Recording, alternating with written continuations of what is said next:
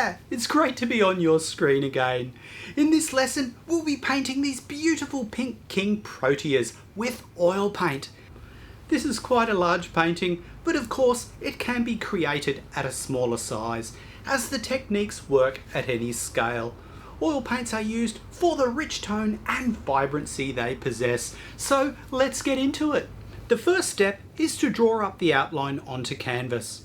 You can find this outline in the PDF through the above link. We won't go into detail regarding the drawing part of this project, just transfer it as accurately as you can with a HB pencil.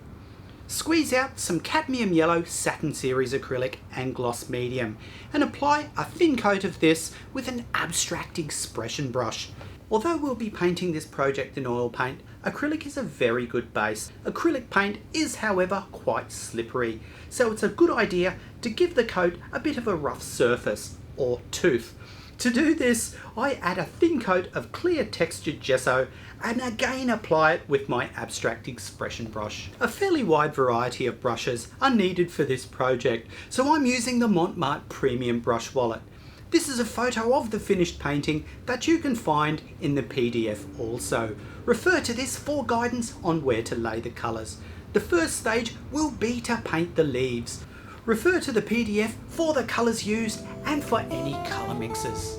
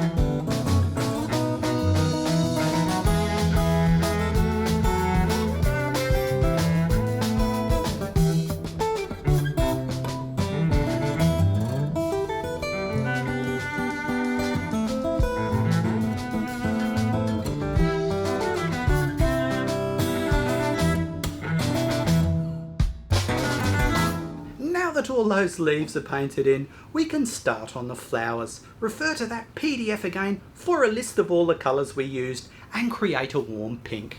Each petal, or bract as it's called, should be handled individually, and it can be done in 6 steps. First, the crimson should be laid into the corners or shadow areas. Use a medium round brush for this and try to keep the colour out of the adjoining bract. Next, add the main body colour of the bract. This is a pink mixed from brilliant red, yellow medium and white. Blend this body colour into the crimson red of the corners so the transition is smooth. Keep a fairly dry brush and bring the light tone into the darker tone. The pink body colour will mix with the crimson and will suggest a soft, warm shadow. Create a mix from yellow ochre, titanium white with a touch of yellow medium and paint it over the pink body colour of the bract. When this is laid on, it is applied in a sort of triangular shape and it's blended into the pink 3/4 of the way down the bract. Mix some burnt umber into the ochre mix and blend a line down the centre of the bract and onto the edge of the ochre shape. The last step is to lay pure titanium white onto the edges. Let this lightly blend into the body colour. You can then move on to the next one. Doing each bract individually may seem a bit tedious, but it's actually quite mindful and relaxing, and that's what painting's all about.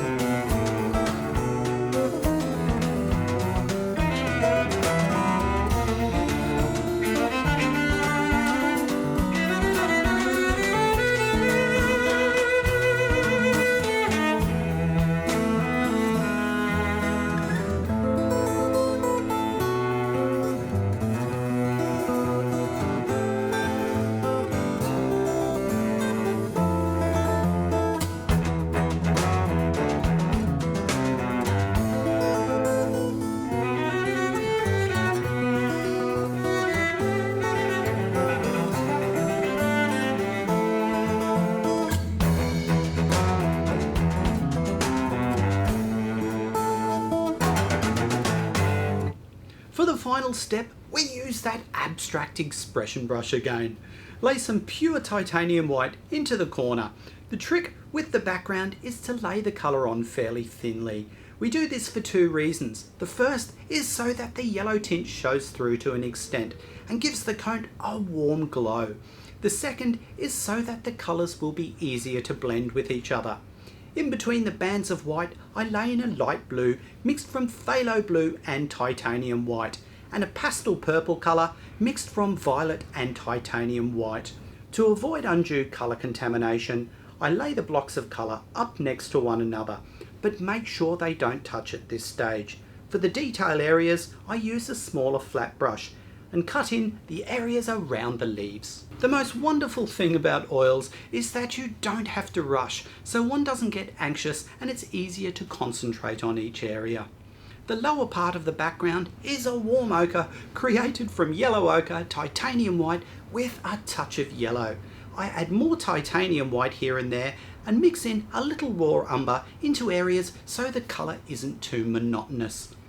I like to do most of the mixing directly on the canvas, so there is some variation, and tones happen more organically. Once the blocks of colour have all been laid on and cut in around any detail areas, you can softly blend the colours together. Use that trusty abstract expression brush again, and keep a light touch and keep the brush moving quickly. The brush should be cleaned and dried before this blending is attempted. Blend all of the white blocks into the blue blocks first. Wash up the brush, dry it, and move to the violet into the white, then the ochre tone into the white. Keep blending until the background looks like a soft, out of focus old photo. And voila!